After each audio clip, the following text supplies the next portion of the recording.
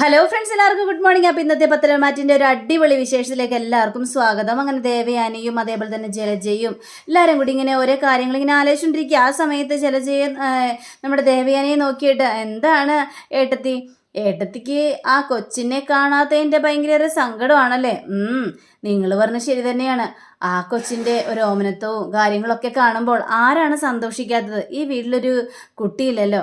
അപ്പോൾ പിന്നെ ഒരു സ്മാർട്ടായ ഒരു കൊച്ചു കയറി വന്ന് ഇവിടെ നല്ല കുസൃതികളും കാര്യങ്ങളൊക്കെ കാണിക്കുമ്പോൾ അവളെ സ്നേഹിക്കാൻ പറ്റുന്നവരൊക്കെ സ്നേഹിക്കും. ഇത് കഴിഞ്ഞപ്പോഴേക്കും ഏട്ടത്തിക്ക് മാത്രമേ അങ്ങനെയൊക്കെ സ്നേഹം കാണുള്ളൂ, ഞങ്ങൾക്ക് ആർക്കൊന്നും തോന്നുന്നില്ലേ? ഏതോ തെരുവി കിടന്നേച്ച കൊച്ചിനെ എടുത്തുകൊണ്ട് വന്നിരിക്കുന്നു എന്നൊക്കെ പറഞ്ഞ് ഇവരങ്ങനെ ആ കൊച്ചിനെ കുറിച്ച് ഇങ്ങനെ അനാവശ്യമായ കാര്യങ്ങളെല്ലാം ഇങ്ങനെ സംസാരിക്കുക. പിന്നീട് കാണിക്കുന്നത് ദേ വരുന്നു നമ്മുടെ അബി. അപ്പോൾ അബി എന്തൊക്കെയോ മനസ്സിൽ കണക്ക് കൂട്ടിയിട്ട് കുറച്ച് കവറൊക്കെ കയ്യിലുണ്ട്. ദേ വരുന്നു കടന്നിങ്ങനെ. അപ്പോൾ മോനെ, നീ എവിടെ പോയതാണടാ മോനെ എന്നൊക്കെ ചോദിച്ചു കഴിഞ്ഞപ്പോഴേക്കും, അതൊക്കെ ഞാനൊരു ഷോപ്പിങ്ങിന് പോയതാണ്, അത് അമ്മായിമാർക്കും അമ്മയ്ക്കും ഒക്കെ ഡ്രസ്സും ഉണ്ട് എന്നും പറഞ്ഞുകൊണ്ട് ഓരോ കവർ കയ്യിലെടുത്ത് കൊടുക്കുക. അപ്പം ഇത് കണ്ടു കഴിഞ്ഞപ്പോഴേക്കും ദേവയാനിക്ക് ഭയങ്കര ഒരു അതിശയം. അപ്പം ദേവയാനി, എടാ അബി, നീ ഇങ്ങനെയൊക്കെ ചെയ്യോ? ഞങ്ങളെ എന്നാലേ ഓർത്തല്ലോ, ഇതെന്താടത് ആദ്യത്തെ സംഭവമാണല്ലോടോ. അപ്പോൾ നീ ഞങ്ങൾക്കും ഡ്രസ്സൊക്കെ മേടിച്ച് തരുമല്ലേ? അതെന്താമായി അങ്ങനെയൊക്കെ ചോദിച്ചത്?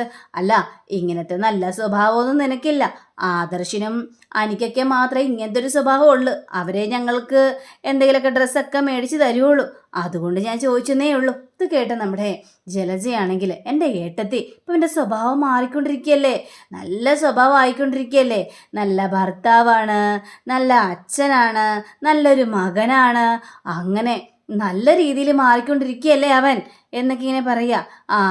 മാറിയാ നിനക്ക് കൊള്ളാം. എൻ്റെ അമ്മായി, ഞാൻ ഏതായാലും നവിക്ക് കുറച്ച് ഡ്രസ്സ് എടുക്കാനായിട്ട് പോയി, അവൾക്ക് ഡ്രസ്സ് വേണമല്ലോ. അപ്പോൾ നിങ്ങളുടെ കാര്യം ഓർത്തു, അതുകൊണ്ട് നിങ്ങൾക്കും കുറച്ച് ഡ്രസ്സ് എടുത്തു. അതിലിപ്പോൾ എന്താ തെറ്റ്? അതിൽ തെറ്റൊന്നുമില്ല. നീ ഇപ്പോൾ സ്വഭാവങ്ങളെല്ലാം മാറി നല്ല രീതിയിൽ വരാനായിട്ട് തുടങ്ങിയിട്ടുണ്ടല്ലോ, അത് തന്നെയാണ് ഏറ്റവും വലിയ മഹാഭാഗ്യം. നിന്റെ സ്വഭാവം മാറാതിരിക്കട്ടെ എന്നൊക്കെ ഇങ്ങനെ സംസാരിക്കുക. ഇങ്ങനെ ഇവരെല്ലാം ഇങ്ങനെ സംസാരിച്ചു കഴിഞ്ഞിട്ട് നേരെ അങ്ങോട്ട് കടന്നു പോവുക. അപ്പോൾ നേരെ കടന്നു പോയി കഴിഞ്ഞപ്പോഴേക്കും നമ്മുടെ ദേവയാനിയോട്, കണ്ടില്ലേ എൻ്റെ മകൻ്റെ സ്വഭാവം മാറിയത്? ഇനി ആദർശിനെയും അതേപോലെ തന്നെ അനിയൊക്കെയാണ് നോക്കേണ്ടത്. എന്താ അവർക്ക് എന്താ കുഴപ്പം പറ എന്ന് ചോദിച്ചപ്പോഴേക്കും, അത് പിന്നെ അനിയാണെങ്കിൽ കണ്ടില്ലേ, സ്വന്തം ഭാര്യയെ സ്നേഹിക്കാതെ എന്തൊക്കെയോ കാണിച്ചു കൂട്ടുന്നു, അതാണ് അവൻ്റെ സ്വഭാവം. അതൊക്കെ ഇരിക്കട്ടെ, പക്ഷേ ആദർശിന് എന്താ സ്വഭാവമാറ്റം? അല്ല, ആദർശിന് സ്വഭാവമാറ്റം ഉണ്ടെന്നല്ല ഞാൻ പറയുന്നത്, പക്ഷേ ഇനി മാറാതെ നോക്കിക്കോ, അത്രേ ഞാൻ പറയുന്നുള്ളൂ എന്നൊക്കെ ഇവർ തമ്മിൽ ഇങ്ങനെ തർക്കുക. കുറച്ച് കഴിഞ്ഞപ്പോഴേക്കും നമ്മുടെ അബി നേരെ ഹാളിലേക്ക് ചെല്ലുക. അപ്പോൾ അബി ഹാളിലേക്ക് ചെന്ന് കഴിഞ്ഞപ്പോഴേക്കും ഈ കൊച്ചു ഓടി വന്നിട്ട് ചെറിയച്ച എന്ന് പറഞ്ഞുകൊണ്ട് വിളിക്കുന്നു. ഇത് കേട്ട് കഴിഞ്ഞപ്പോഴേക്കും അബിക്ക് കലി വന്നിട്ട് സഹിക്കാൻ പറ്റാത്ത ആരായിട്ട് നിൻ്റെ ചെറിയച്ചൻ? നീ മേലെ എന്നെ ചെറിയച്ചൻ എന്ന് വിളിക്കോ? നീ എന്ത് അധികാരത്തിൽ എന്നെ ചെറിയച്ചൻ എന്ന് വിളിക്കുന്നു പറഞ്ഞുകൊണ്ട് ഈ കൊച്ചിനെ ഭയങ്കരമായിട്ടും വഴക്ക് പറഞ്ഞുകൊണ്ടിരിക്കുക. അപ്പോൾ ജലജ വന്നിട്ട്, എന്താടാ മോനെ, എന്താടാ കാര്യം എന്ന് ചോദിച്ചപ്പോഴേക്കും, അമ്മേ ഈ കൊച്ച് എന്നെ ചെറിയച്ചാന്ന് വിളിച്ചിരിക്കുന്നു, ഇവളെന്തിനാണ് എന്നെ ചെറിയച്ചാന്ന് വിളിക്കുന്നത്? നിന്റെ കാര്യമുണ്ടോ? അപ്പോൾ ജലജയ്ക്കും കലി വരിക. അപ്പം ജലജ, കൊച്ചേ ഒരു കാര്യം പറഞ്ഞേക്കാം, ഇവനെ ഒന്നും ചെറിയച്ചാന്ന് വിളിക്കേണ്ട യാതൊരു കാര്യമില്ല. ഒരു ചെറിയച്ചാന്ന് വിളിക്കാനായിട്ട് വന്നിരിക്കുന്നു. അപ്പോൾ ബഹളം എന്താന്ന് ഓർത്ത് നയനയും ഓടി വരികയാണ്. എന്താ ഇവിടെ പ്രശ്നം? ഈ കൊച്ച് എൻ്റെ മോനെ ചെറിയച്ചാന്ന് വിളിച്ചിരിക്കുന്നു, അതിൻ്റെ ആവശ്യമൊന്നുമില്ല. ഇവളെന്തിനാ എൻ്റെ മോനെ ചെറിയച്ചാന്ന് വിളിക്കുന്നത്? ഈ കുടുംബത്തിൽ ആരാണ് ഇവൾക്ക് ഇവിടെ എന്താണ് അവകാശമുള്ളത്? വലിഞ്ഞു കയറി വല്ലയിടത്തുനിന്നും വന്നു, എന്നിട്ട് ഇവിടെയുള്ളവരുടെ ഒക്കെ കയ്യിലെടുക്കാനായിട്ട് നോക്കുകയാണ്, എന്നിട്ട് ഇവിടെ അധികാരം സ്ഥാപിക്കാനായിട്ട് നോക്കുകയാണ്. അതൊന്നും എൻ്റെ മോൻ്റെ അടുത്ത് വേണ്ട. ആദർശിനെ അച്ഛാന്ന് വിളിക്കുന്നത് കൊണ്ടായിരിക്കും ഇവനെ ഇളയച്ചാന്ന് വിളിച്ചത് അല്ലേ? നടക്കില്ല. നിങ്ങൾ എന്ത് വേണമെങ്കിലും വിളിക്കട്ടെ, എൻ്റെ മോനെ ഇങ്ങനെയൊന്നും വിളിക്കാനായിട്ട് ഞാൻ ഒരിക്കലും സമ്മതിക്കില്ല എന്ന് പറയുക. അങ്ങനെയും പറഞ്ഞുകൊണ്ട് ഇവർ പോയി കഴിഞ്ഞപ്പോഴേക്കും നമ്മുടെ നയനയാണെങ്കിൽ കൊച്ചിനെ ആശ്വസിപ്പിക്കുകയാണ്. അതൊന്നും സാരമില്ല കേട്ടോ മോളെ, അവരെന്ത് വേണമെങ്കിലും പറയട്ടെ, മോൾക്ക് അച്ഛനും അമ്മയൊക്കെ ഉണ്ടല്ലോ, ഞങ്ങൾ നീ മോളെ പൊന്നുപോലെ നോക്കിക്കോളാം എന്ന് പറഞ്ഞുകൊണ്ട് കൊച്ചിനെ എടുത്തുകൊണ്ട് നമ്മുടെ ആദർശിൻ്റെ മുന്നിലേക്ക് ചെല്ലുകയാണ്. ഇത് ആരിക്കണേന്ന് നോക്കിക്കണ്ടേ, അച്ഛനല്ലേ. ഇത് കേട്ട് ആദർശിന് തീരെ ഇഷ്ടപ്പെട്ടില്ല. അപ്പോൾ ആദർശ് നയനയെ ദഹിപ്പിക്കുന്ന രീതിയിലൊന്ന് നോക്കുക. എന്താ ആദർശ് ചേട്ടാ, എന്താ ആദർശേട്ടൻ ഇങ്ങനെ നോക്കുന്നത് എന്ന് ചോദിച്ചപ്പോഴേക്കും അച്ഛനോ, വേണ്ട, എന്നെ അച്ഛനൊന്നും വിളിക്കണ്ട, അങ്കിളെന്നല്ലേ വിളിച്ചുകൊണ്ടെന്ന് വെച്ചത്, എന്നെ അങ്കിളെന്ന് വിളിച്ചാൽ മതി. എന്താ ഇപ്പം എന്താ പ്രശ്നം? കണ്ടു ആദർശേട്ടാ, അവിടെ കൊച്ചാണെങ്കിൽ അബിയെ ഇളയച്ചാന്ന് വിളിച്ചത് കൊണ്ട് ഭയങ്കര പ്രശ്നമുണ്ടായി. ഇവിടെ എല്ലാവരും കൂടി കൊച്ചിനെ കയറി ചീത്ത പറഞ്ഞു. എനിക്ക് സങ്കടം സഹിക്കാനും പറ്റിയില്ല. ആ പറഞ്ഞ ശരിയല്ലേ, എന്തിനാ അവളെ ഇളയച്ചാന്ന് വിളിക്കുന്നത്? എന്നെ അച്ഛാന്ന് വിളിക്കേണ്ട കാര്യമില്ലല്ലോ. അതെന്താ ആദർശേട്ടൻ അങ്ങനെ പറയുന്നത്? എന്നെ അമ്മയെന്നല്ലേ കൊച്ചു വിളിക്കുന്നത്, അപ്പം ആദർശേട്ടൻ അച്ഛനല്ലേ? വേണ്ട, എന്നെ അച്ഛാന്ന് വിളിക്കണ്ട. അത്രയേ ഉള്ളൂ എനിക്കിങ്ങനെ പറയാനായിട്ട്. ആദർശേട്ടാ, ഇങ്ങനെ തരത്തിനകത്ത് സ്വഭാവം ഒന്നും മാറാൻ നിൽക്കരുത് ആദർശേട്ടാ. ഒന്ന് കാര്യങ്ങളൊക്കെ ഒന്ന് മനസ്സിലാക്കണം. അതെ, കാര്യങ്ങൾ മനസ്സിലാക്കിയത് കൊണ്ട് തന്നെയാണ്. ഇനിയിപ്പോൾ കൊച്ചിന് മുന്നിൽ വഴക്കിടണ്ട, മോള് പോയി കളിച്ചോട്ടോ എന്ന് പറഞ്ഞുകൊണ്ട് കൊച്ചിന് നേരെ അകത്തേക്ക് പറഞ്ഞിടുകയാണ്. ആദർശേട്ടാ, ആ കുഞ്ഞിൻ്റെ മുഖം കണ്ടില്ലേ? എൻ്റെ കാര്യങ്ങളെല്ലാം ആലോചിക്കുമ്പോൾ സങ്കടം വരികയാണ്. നയനെ, നീ വിചാരിക്കുന്ന പോലെയല്ല. 5 വയസ്സുള്ള കൊച്ചാ, അതിന് കാര്യവിവരമൊക്കെ ഉണ്ട്, കാര്യങ്ങളൊക്കെ മനസ്സിലാക്കാനുള്ള പ്രാപ്തിയുണ്ട്. അതേ ആദർശേട്ടൻ പറഞ്ഞ മുഴുവൻ സത്യം തന്നെയാ. കൊച്ചിന് കാര്യങ്ങളെല്ലാം മനസ്സിലാക്കാനായിട്ട് പറ്റും. ഞാൻ കൊച്ചിനോട് ചോദിച്ചായിരുന്നു, മോളുടെ അമ്മ മോളുടെ അച്ഛനെ കുറിച്ച് വല്ലതും പറഞ്ഞിട്ടുണ്ടോ എന്ന്. ഇല്ലെന്നാ പറഞ്ഞത്. അതുകൊണ്ടായിരിക്കും അവളുടെ വീട്ടിൽ ആദർശേട്ടൻ്റെ ഒരു ഫോട്ടോ ഉണ്ടായിരുന്നല്ലോ, ആദർശേട്ടനെ കണ്ടപ്പോൾ അതുകൊണ്ടായിരിക്കും അച്ഛാ എന്ന് വിളിച്ചത്. എന്ത് ചെയ്യാനാണ്, കൊച്ചിനെയും കുറ്റം പറയാനായിട്ട് പറ്റില്ലല്ലോ. അതിൻ്റെ അമ്മ എൻ്റെ അച്ഛൻ ആരാണെന്ന് ഇതുവരെ പറഞ്ഞു കൊടുത്തിട്ടുമില്ല. പിന്നെ എന്ത് ചെയ്യാനായിട്ട് പറ്റും? നയനെ, എന്തൊക്കെ വന്നാലും ആ കൊച്ചെന്നെ അച്ഛാന്ന് വിളിക്കുന്നതിനോട് എനിക്ക് യോജിക്കാനായിട്ട് പറ്റില്ല. എന്താണ് ഏതാ വേണ്ടതെന്ന് നമുക്ക് പിന്നീട് ആലോചിക്കാം. പിന്നെ നിന്നെപ്പോലെ ഒരാൾ എൻ്റെ കൂടെ നിൽക്കുന്നുണ്ടല്ലോ ഏത് പ്രതിസന്ധിയിലും. അതാണ് എൻ്റെ ഏറ്റവും വലിയ ധൈര്യം. അല്ലെങ്കിൽ ഒരു പക്ഷേ എല്ലാവരും കാര്യങ്ങളെല്ലാം അറിഞ്ഞിരുന്നെങ്കിൽ എന്തായിരിക്കും സംഭവിക്കാനായിട്ട് പോകുന്നത്? അമ്മ അറിഞ്ഞു കഴിഞ്ഞാലും വലിയ പ്രശ്നം തന്നെ ഉണ്ടാക്കും. നീയും മുത്തശ്ശനും അനിയും ഒക്കെ എൻ്റെ കൂടെ നിൽക്കുന്നത് കൊണ്ടാണ് ഞാൻ എല്ലാ കാര്യത്തിലും ഇങ്ങനെ പിടിച്ചു നിൽക്കുന്നത് എന്ന് പറയുക. അപ്പോൾ ഇത് കേട്ടുകഴിഞ്ഞപ്പോഴേക്കും നയനക്ക് ഒരുപാട് സന്തോഷം തോന്നുകയാണ്. അങ്ങനെ പിന്നീട് കാണിക്കുന്നത് നമ്മുടെ അഭിയാണെങ്കിൽ ഏതോ ഒരു പെണ്ണിൻ്റെ ഒപ്പം ഇരുന്ന് ജ്യൂസ് കുടിക്കുക. ആ സമയത്ത്, അതേ, എൻ്റെ ഭാര്യക്ക് ഞാനിപ്പോൾ ഒരുപാട് സമ്മാനങ്ങളെല്ലാം കൊടുക്കുന്നുണ്ട്. എൻ്റെ ഭാര്യയെ സോപ്പിട്ടുകൊണ്ടിരിക്കുക. അവളെ എങ്ങനെയെങ്കിലും സോപ്പിട്ട് പിടിച്ചു നിർത്തണം. ഞാനിപ്പോൾ ഒരു നല്ലൊരു ഭർത്താവായിക്കൊണ്ടിരിക്കുകയാണ് അവളുടെ മുന്നിൽ.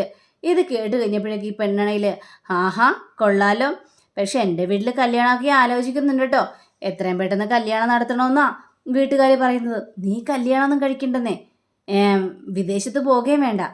എൻ്റെ കീഴിൽ ഇപ്പോൾ കുറേ 3-4 ബ്രാഞ്ചസൊക്കെ ഓപ്പൺ ആകാനായിട്ട് വരുന്നുണ്ട്. അതിലേതെങ്കിലും ഒരു ബ്രാഞ്ചിൽ നിന്നെ ഞാൻ റിസപ്ഷനിസ്റ്റായിട്ട് നിർത്താം. ഓ ഇതൊക്കെ നടക്കുന്ന കാര്യമാണ് അബി. നിങ്ങൾ നടക്കുന്ന കാര്യമെല്ലാം പറ, ചുമ്മാ പറഞ്ഞ് മോഹിപ്പിക്കാതെ. അതെന്താ നീ അങ്ങനെ പറഞ്ഞത്? ഞാൻ നിനക്ക് വാക്ക് തന്നിട്ട് ഏതെങ്കിലും കാര്യം നടക്കാതെ പോയിട്ടുണ്ടോ? എത്രയോ കാര്യങ്ങൾ നടക്കാതെ പോയിട്ടുണ്ട് അബി. നീ എന്താ അങ്ങനെയൊക്കെ കിടന്ന് പറയുന്നത്? ഇപ്പോൾ നീ ആഗ്രഹിച്ച ഫുഡ് തന്നെയല്ലേ നീ ഇപ്പോൾ കഴിച്ചുകൊണ്ടിരിക്കുന്നത്? എല്ലാ കാര്യങ്ങളും ഞാൻ നിനക്ക് മേടിച്ചു തരുന്നില്ലേ? ഇവരിങ്ങനെ സംസാരിച്ചുകൊണ്ടിരിക്കുമ്പോൾ നവ്യയുടെ കോള് വരിക. അപ്പം നവ്യയുടെ കോള് കണ്ടുകഴിഞ്ഞപ്പോഴേക്കും അബിയാണെങ്കിൽ ആ കോൾ എടുത്തുമില്ല. നവ്യക്കാണെങ്കിൽ ആകെ ടെൻഷൻ. ഇതെന്താ അബി കോൾ എടുക്കാതിരുന്നത്? അവൻ അങ്ങനെ കോൾ എടുക്കാൻ പാടില്ലല്ലോ. അവൻ്റെ ഇപ്പോഴത്തെ സ്വഭാവത്തിനനുസരിച്ചാണെങ്കിൽ അവൻ കോൾ എടുക്കണം. പക്ഷേ എന്തുകൊണ്ടായിരിക്കും അവൻ കോൾ എടുക്കാതിരുന്നത്? അപ്പം നമ്മുടെ അബി ഈ ഗേൾ ഫ്രണ്ടിനോട് പറയാ, ഓരോ കാര്യങ്ങൾ സംസാരിച്ചുകൊണ്ടിരിക്കുമ്പോൾ ഓരോ നാശങ്ങൾ വിളിക്കുന്നത് വേറെ ആരുമല്ല, എൻ്റെ ഭാര്യ. ഞാൻ ഫോൺ എടുത്തില്ല. പക്ഷേ അങ്ങോട്ട് പോകാൻ നേരത്ത് അവൾക്ക് എന്തെങ്കിലും ഗിഫ്റ്റായിട്ട് വേണം പോകാൻ. കാരണം ഞാൻ ഫോൺ കട്ടാക്കി വിട്ടില്ലേ, അതിൻ്റെ ഒരു ദേഷ്യ അമർഷമൊക്കെ കാണും. അവളെ സോപ്പിടാൻ വേണ്ടിയാണ് എൻ്റെ ഈ തീരുമാനം. ഇതൊക്കെ കിട്ടുന്നപ്പോഴേക്കും, ആരോടൊക്കെയാടാ ഇത്തരത്തിലുള്ള സോപ്പിംഗ് പരിപാടികളെല്ലാം നീ ചെയ്തിട്ടുള്ളത്? അതെന്താ നീ അങ്ങനെ പറഞ്ഞത്? എനിക്ക് അങ്ങനെ ആരെയും സോപ്പിടേണ്ട ആവശ്യമൊന്നുമില്ലല്ലോ, നീ ഏതായാലും കഴിക്കേ എന്ന് പറയുക. അങ്ങനെ നമ്മുടെ അനിയെ കാണിക്കുകയാണ്. അപ്പം അനിയാണെങ്കിൽ എന്തൊക്കെയാണ് നോക്കിക്കൊണ്ടിരുമ്പോൾ, എടാ എന്നാൽ ചായ എന്ന് പറഞ്ഞുകൊണ്ട് ചായ കൊടുക്കുകയാണ്. എന്താ എടാ നിൻ്റെ കാര്യങ്ങളെല്ലാം? ഞാൻ പറഞ്ഞ കാര്യങ്ങളെല്ലാം നടന്നോ? എൻ്റെ ഏട്ടത്തി വിചാരിക്കുന്ന പോലെയല്ല. എൻ്റെ ഒരു ജീവിതം ദുരന്തമല്ലേ അനാമിക. അവൾ എനിക്കൊരു മനസ്സമാധാനം തരുന്നില്ലല്ലോ. ഓരോ ദിവസം കഴിയും തോറും ഓരോ പ്രശ്നങ്ങളാണ് അവൾ ഉണ്ടാക്കിക്കൊണ്ടിരിക്കുന്നത്. ആ പ്രശ്നങ്ങളൊക്കെ ഒന്ന് സോൾവ് ആക്കാനായിട്ട് നോക്ക്. എടാ ഞാൻ ഒരുപാട് പ്രശ്നങ്ങളെല്ലാം സോൾവ് ആക്കിയത് കൊണ്ടാണല്ലോ നന്ദു ഈ വീട്ടിലേക്ക് വരാതിരുന്നത്, നിന്റെ കല്യാണം നടന്നതും. അല്ലായിരുന്നെങ്കിലോ നിങ്ങൾ രണ്ടുപേരും ഇപ്പോൾ പ്രണയിച്ച് നടന്നാനായിരുന്നു ഇല്ലേ? അങ്ങനെയല്ലേ സംഭവിക്കാനായിട്ട് പോകുന്നത്. ഇപ്പോൾ അനാമികയെ നീ കല്യാണം കഴിക്കുകയും ചെയ്തു. എന്ത് കല്യാണം കഴിച്ചു? ആ ഒരു ജീവിതം ദുരന്തമായി പോയില്ലേ ഏട്ടത്തി. എനിക്കിനിയും എങ്ങനെ മുന്നോട്ട് പോകണമെന്ന് ആലോചിച്ചിട്ട് ഒരു എത്തും പിടിയും കിട്ടുന്നില്ല. അവളെൻ്റെ ജീവിതത്തിൽ നിന്ന് പോയാൽ മാത്രമേ എനിക്ക് സമാധാനം ഉണ്ടാവുള്ളൂ ഏട്ടത്തി എന്നും പറഞ്ഞുകൊണ്ട് നമ്മുടെ അനിങ്ങ് നിൽക്കുക. പിന്നീട് കാണിക്കുന്നത് ചന്തുമോളയാ. അപ്പോൾ ചന്തുമോളാണെങ്കിൽ അനാമികയുടെ റൂമിൽ കയറിയിട്ട് പൊട്ടൊക്കെ എടുക്കുക. പൊട്ട് കണ്ടു കഴിഞ്ഞപ്പോഴും കൊച്ചിന് ഭയങ്കര സന്തോഷം. ഇത് കണ്ടുകൊണ്ട് വരികയായിരുന്നു അനാമിക. ഇത് കണ്ടതും എടീ നീ എന്തിനാണ് എൻ്റെ റൂമിൽ കയറിയത്, നീ എന്തിനാണ് എൻ്റെ പൊട്ടെടുത്തത് എന്ന് പറഞ്ഞുകൊണ്ട് ആ പൊട്ടും തട്ടിപ്പറിച്ച് മേടിച്ച് ഈ കൊച്ചിനിട്ട് പടപടാന്ന് പിടിച്ച് തല്ലുക. ഇത് കണ്ടുകൊണ്ട് വരികയായിരുന്നു അനി. പനിയാണെങ്കിൽ നീ എന്തിനാ കൊച്ചിനെ തല്ലിയത്? ദേ അനാവശ്യം കാണിക്കാൻ നിൽക്കരുത്. ആഹാ, എൻ്റെ റൂമിൽ കയറി വന്ന് അനാവശ്യമായ സാധനങ്ങൾ എടുക്കാൻ നിൽക്കരുത്. എന്താ എടുത്തത്? എൻ്റെ പൊട്ടെടുക്കാൻ ആര് പറഞ്ഞു എന്ന് വിചാരിച്ചാണോ നീ ആ കൊച്ചിനെ ഇങ്ങനെ പിടിച്ച് തല്ലിയത്? നിന്റെ മനസ്സ് എത്ര ദുഷ്ടമാണോ എന്നൊക്കെ ഇങ്ങനെ ചോദിക്കുക. ഹോ, നിങ്ങൾക്ക് ഇവിടെയൊക്കെ പലരും ഉണ്ടാകും. ദേ മുത്തശ്ശൻ കൊണ്ടെന്നാണ് ഈ കൊച്ചിനെ. നീ ആ കൊച്ചിനെ ഉപദ്രവിക്കാനായിട്ട് പാടില്ല. എങ്കിലേ നിങ്ങളുടെ മുത്തശ്ശനോട് പോയി പറഞ്ഞേര്, ഈ കൊച്ചിനെ എൻ്റെ റൂമിലേക്ക് പറഞ്ഞു വിടാൻ പാടില്ല എന്ന്. അതും കൂടി ഒന്ന് ഉപദേശിച്ച് കൊടുത്തേര് എന്നിങ്ങനെ പറഞ്ഞതിന് ശേഷം നീയൊക്കൊന്നും ഒരിക്കലും നന്നാവില്ല, പിഞ്ചു കുഞ്ഞിനെ പിടിച്ച് തല്ലിയിരിക്കുന്നു എന്ന് പറഞ്ഞുകൊണ്ട് കൊച്ചിനെ എടുത്തുകൊണ്ട് നേരെ അനിയെ അങ്ങോട്ട് താഴത്തേക്ക് ഇറങ്ങുക. അപ്പോഴാണ് അതേ നയന അവിടെ നിൽക്കുന്നത്. അപ്പം നയന ചോദിക്കുകയാണ്, എന്താ അനി, എന്താ കാര്യം? ഹോ അനാമികയുടെ റൂമിലേക്ക് ഈ കൊച്ചിന്ന് പോയെന്നും പറഞ്ഞുകൊണ്ട് ആ കൊച്ചിനെ പിടിച്ച് ഒരുപാട് തല്ലി. തല്ലിയെന്നോ? എന്നിട്ട് അനിയൊന്നും മിണ്ടിയില്ലേ? ഞാൻ എന്തും മിണ്ടാൻ പറ്റും എനിക്ക്? നിങ്ങളെല്ലാവരും എന്നെ വിലക്കിയിരിക്കുകയല്ലേ. അനാമികയെ നേരെ ഒന്നും പറയാനായിട്ട് പാടില്ല എന്ന് പറഞ്ഞുകൊണ്ട്. അതുകൊണ്ട് എനിക്ക് വല്ലതും പറയാൻ പറ്റുമോ? ഒരു പിഞ്ചു കുഞ്ഞിനോട് പോലും ദയ കാണിക്കാത്ത മനസ്സാണ് ഏട്ടത്തി അവളുടേത്. അവളേക്ക് മനുഷ്യനാണത്തി കൂട്ടാൻ പറ്റില്ല. എന്നെ എങ്ങനെയെങ്കിലും ഈ ജീവിതത്തിൽ നിന്ന് എങ്ങനെയെങ്കിലും ഒന്ന് ഒഴിച്ചു മാറ്റാനായിട്ട് സാധിക്കുമോ ഏട്ടത്തിക്ക് എന്ന് പറഞ്ഞ് അനി ആ കൊച്ചിനായിട്ട് പോവാ. അപ്പോൾ നമ്മുടെ നയനയ്ക്കാണെങ്കിൽ കാലി വന്ന് സഹിക്കാൻ പറ്റുന്നില്ല. നയന നേരെ അനാമികയുടെ റൂമിൽ ചെന്നിട്ട് എടി എന്നും പറഞ്ഞുകൊണ്ട് വിളിച്ച്, നീ എന്തിനാടി കുഞ്ഞിനെ തല്ലിയത്? അതേ, ആ കുഞ്ഞ് എൻ്റെ റൂമിലേക്ക് കയറി വന്ന് അനാവശ്യമായ സാധനങ്ങളെല്ലാം എടുത്തു. ഓഹോ, അപ്പം ഈ റൂമിലുള്ള സാധനങ്ങൾ മുഴുവനും അനാവശ്യമായ സാധനങ്ങളാണോ? എന്താ കളിയാക്കിയാണോ? എൻ്റെ റൂമിൽ വന്ന് ഒരു സാധനം എടുക്കുന്നത് എനിക്കിഷ്ടമില്ലാത്തൊരു കാര്യമാണ്. ദേ അനാമികെ എന്ന് വിചാരിച്ച് കുഞ്ഞിനെ പിടിച്ച് തല്ലേണ്ട കാര്യമൊന്നുമില്ല.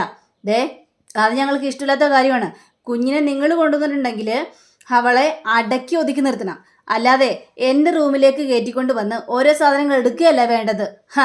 എങ്ങാണ്ടൊന്നും വലിഞ്ഞു കയറി വന്നിട്ട് ഓരോ കാര്യങ്ങളും പറഞ്ഞു കൂട്ടുന്നു. ദേ അനാമികയെ, നീ ചെയ്ത പ്രവർത്തികളൊന്നും ഞാനിവിടെ പറയാത്തതേ നിന്നിവിടെ ഇവിടെ നിന്ന് എല്ലാവരും അടിച്ച് പുറത്താക്കും എന്നുള്ളൊരിത് കൊണ്ട് മാത്രമാണ്. നീയാണ് ആ ഭക്ഷണത്തിൽ വിഷം ചേർത്ത കാര്യം ഞാൻ ഇതുവരെയും പറഞ്ഞിട്ടില്ല. പറഞ്ഞിരുന്നെങ്കിൽ എന്തു ചെയ്യും? ഒരു ചുക്കും സംഭവിക്കാനായിട്ട് പോകുന്നില്ല. നീ തന്നെ ബ്ലാക്ക് മെയിൽ ചെയ്യണോ? ഒരു ബ്ലാക്ക് മെയിലും ചെയ്യുന്നല്ല, സത്യം തന്നെ പറഞ്ഞതാ. നീ അതൊന്നും പറയാനായിട്ട് പോകുന്നില്ല. ശരി, എങ്കിൽ പിന്നെ ഞാനൊരു കാര്യം ചെയ്യാം, എല്ലാവരുടെ എല്ലാ സത്യങ്ങളും തുറന്നു പറയാം. എന്തായിരിക്കും ഇവിടെ സംഭവിക്കാൻ പോകുന്നതെന്ന് അപ്പം നിനക്ക് മനസ്സിലാവും അനാമികയെ. ഇത് കേട്ടുകഴിഞ്ഞപ്പോഴേക്ക് നിങ്ങളൊന്നും അവിടെ നിന്നേ, നീ എന്തിനാ അനാവശ്യമായ കാര്യങ്ങൾ മുഴുവനും പറയാനായിട്ട് പോകുന്നത് എന്നിങ്ങനെ നയനോട് പറഞ്ഞു കഴിഞ്ഞപ്പോഴേക്കും നയനയ്ക്ക് കാര്യം മനസ്സിലായി. അപ്പം അങ്ങനെയും കാണിച്ചുകൊണ്ടാണ് നമ്മുടെ ഇന്നത്തെ റിവ്യൂ ഇവിടെ അവസാനിച്ചിരിക്കുന്നത്. അടുത്ത റിവ്യൂവിനെ കാത്തിരിക്കുക, സബ്സ്ക്രൈബ് ചെയ്യുക. എല്ലാവർക്കും നല്ലൊരു ദിനം ആശംസിക്കുന്നു. നമസ്കാരം. Thank you. Bye bye.